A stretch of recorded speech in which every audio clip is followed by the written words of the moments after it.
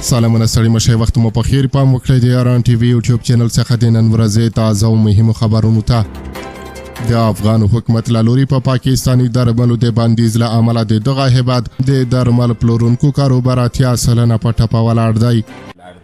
د دې روزګار مکمل طور باندې ودرېدو 80% کار چې کم دی هغه اتوماتیکلی متاثر شو. د ورځې کم پاکستان کې درمل پلورونکي وایي وروسته له هغې چې افغان حکومت افغانستان ته د پاکستاني درملو په ورتګ بندیز ولګاوه د پاکستان د درملو کاروبار په ټپه ولاړ دی.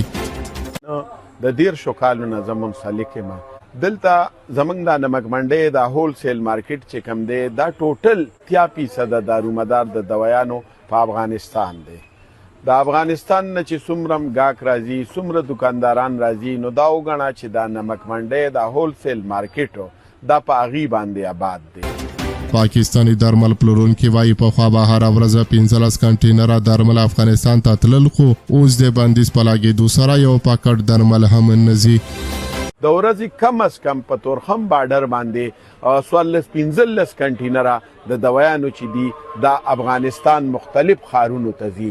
نو دا ویلې شو منګه چې په کروڑونو باندې روزانه د ورځې د هفتې حساب خو بیا ډیر دی د کروڑونو دوایانې.